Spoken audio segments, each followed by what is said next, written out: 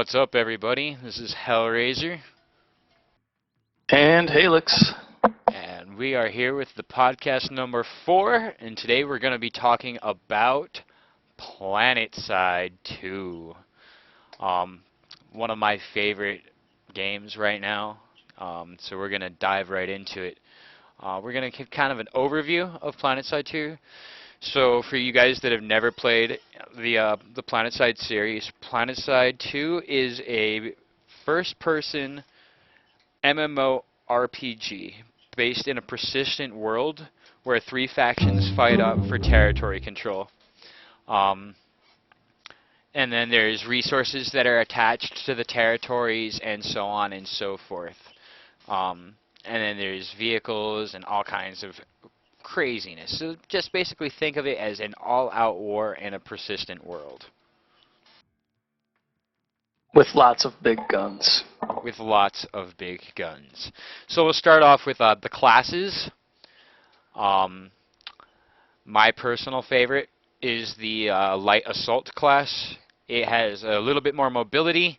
It has jetpacks to be able to get up in certain areas.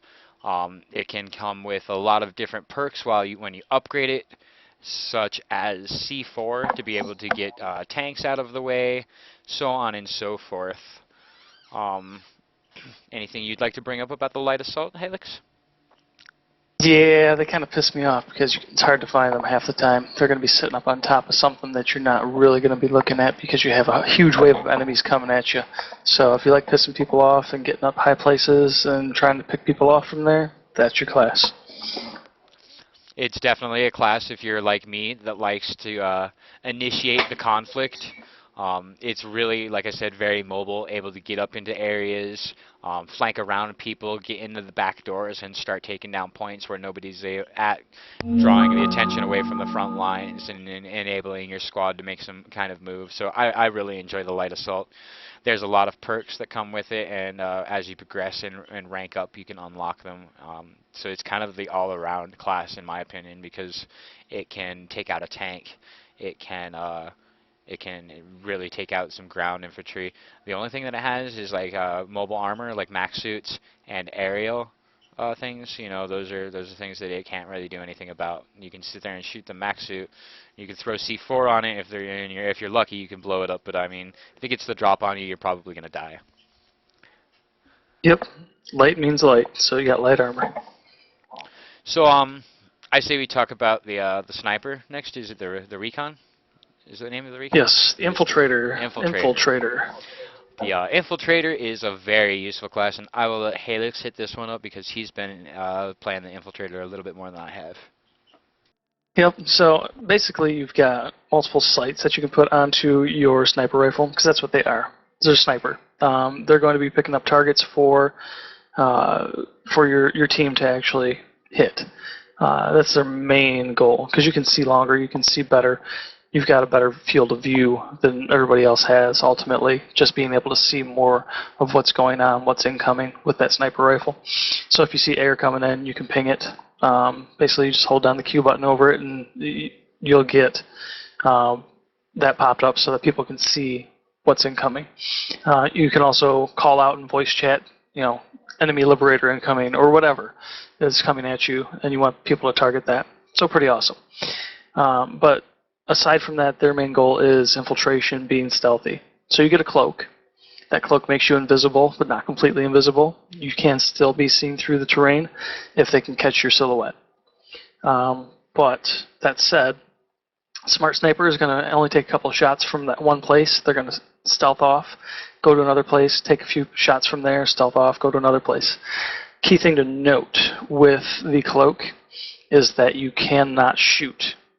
You cannot use any abilities while you're in cloak. So it kind of is a catch-22. So if you get caught into a sticky situation, you're better off trying to shoot your way out of it 9 times out of 10, unless you have a direct path away from where you're at. So if you have 10 enemies coming down on you, you're probably dead, unless you can stealth out to a point where they can't see you, hold still for a few seconds, wait for them to pass. Hopefully they don't catch you, and then get the hell out of Dodge. But as far as the scopes go, you've got an infrared night vision, which is just your standard scope. It doesn't give you a huge boost in the range that you can see. But then you've got a 3x, 6x, and 12x zoom as well that you can get. So you can see quite far. But definitely one of my favorites. Picking off people and shooting them in the head is always the best way to go when you're trying to take something down. Make sure you're at range. If it's during the daytime, use your 12x. If it's at nighttime, use your infrared night vision. Night vision does work. I just want to point this out during the daytime as well. So it can be useful to use that at all times, but it really depends on what your playstyle is. But I won't go on too much about it. It's a lot of fun. You are going to have the ability to take out lots of infantry with C4 eventually with them, and it's pretty epic. There's lots that you can do. They're definitely the reconnaissance and long range class. Awesome. Yeah, I really enjoy the infiltrator when it's appropriate. When I just feel like sitting back and taking people on, and kind of being the support guy. That's what I end up hitting up most of the time. But again, that's not really how I play, so I don't really play around with that too often. Um, we'll hit up the combat medic next. Uh, the combat medic is basically, just as it says, it's a kind of basic support medic. It gets access to healing grenades and field rebirth, basically, which is a res. Um, they're like kind of the, like I said, they're the overall support. They've got a really versatile range of weapons and grenades. So some of the weapons that you get with a combat medic are the pistol, the shotgun, the carbine, and the rifle. Some of the tools that you get will be the medical applicator, the AoE medical applicator, and then the rebirth grenade. I think those are all pretty self-explanatory. And then the explosives that you'll have access to will be the fragmentation grenade, the flash grenade, and the smoke grenade. Now again, the combat medic is one of the more important roles to play because obviously when people go down, they're going to be, if there is an ability to get them up on the battlefield instead of having them wait for them to respawn, that's going to be really beneficial. If they're out of the fight and they can get back to somebody and you can heal them, that's going to keep them in the fight longer. It's going to be way more beneficial. And also they give you a lot of fire to be able to do things, so you're not just sitting there healing people, you're actually a viable character on the battlefield able to do damage as well. Yeah, combat medic's pretty awesome. They also get the healing grenade. And then with their medical applicator, you do have the ability with certifications to turn that against the enemy as well, to actually do damage to them, which is pretty awesome. They're very versatile. One of my second favorite classes, aside from engineer, which I think we're going to talk about next. Absolutely. We're going to move on with the engineer. You want to go ahead and take this one? Sure. So, Engie, what's your main role? Ultimately, you're going to be support. You are going to be healing up mech suits because they are robotic, ultimately, so you have to actually repair them. You're going to be fixing vehicles. You're probably going to be driving or flying a vehicle, 9 times out of 10 with the Engie equipped. When you get in sticky situations, you can toss down your turret and go turret mode and just mow everybody down. They're pretty damn cool, but the best thing for you to do as an engineer is to buy a plane, a Liberator, buy a Galaxy, buy whatever. If you're going ground, get a Sunderer, something, and drive the shit out of it. Learn how to drive, learn how to fly, and then take care of your vehicle. That's the best thing you can do because you're going to get the most points from doing that. You're going to be the best support with doing that, and you're going to be able to repair your own shit. The biggest drawback, I would say, to an NG is the weapon choice. You've got a lot of extras that you can use, but you don't have a huge choice of what you can actually take into battle with you as far as just regular old weapons. You're going to be able to use a pistol. You're going to be able to use just a regular old machine gun. That's it. I'll let HellRazor take anything else on it. Yeah, you do have access to some other weapons, but they're kind of not very useful on the battlefield. So the engineer gets access to the pistol, the shotgun, the carbine, and the rifle. Their tools are the ACE, which is the Advanced Construction Engine. It's basically able to perform field and repairs on friendly vehicles and so on and so forth. And then the armor repair kit is the other tool. You get fragmentation and sticky grenades for your explosives, and then anti-personnel and anti-armor mines, and then of course you get C4. Like Halex was saying, the engineer is one of those classes that's also going to be very, very useful because you, like he says, he's going to be the guy that's kind of piloting things. Um, and we'll get into the vehicles in a little bit, but there's one thing called the Galaxy, which is basically a large carrier vehicle, and it's also a mobile respawn point, and also can be a mobile resupply unit. So to keep that repaired is kind of detrimental to your positioning. Like I said, it's a persistent world, FPS MMO. So you're always moving, and everything that you've done, something that you've done an hour ago and you've taken over a base has an effect in the world when you're still playing an hour later. So you're always going to be kind of moving and advancing and retreating, and so you always need kind of a place to regroup, and you always want that engineer there because he's going to be the one that keeps the stuff alive. Without him, it's all going to blow up, guaranteed.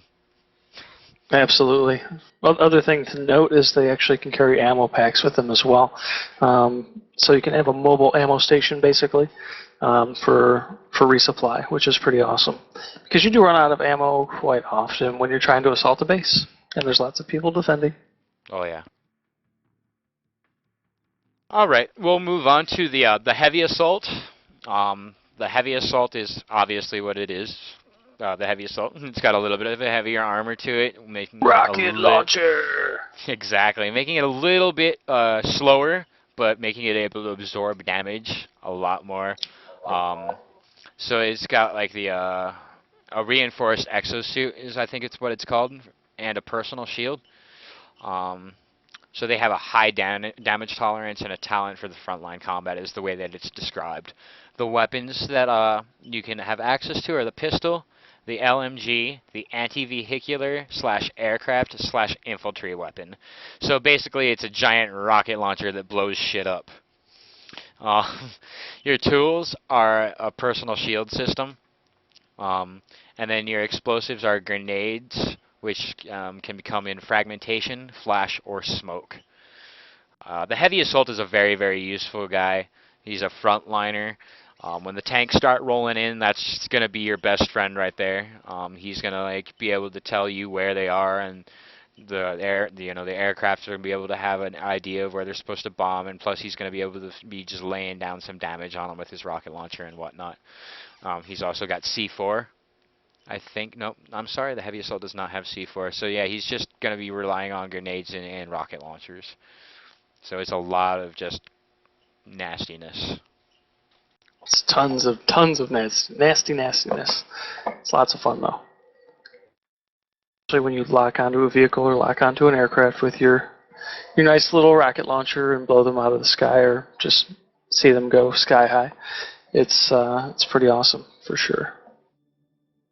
Very, very useful. And I guess the final one is the Max. This is kind of one of my personal favorites. Some people hate them, some people don't. It is basically a mech suit. Think of it that way.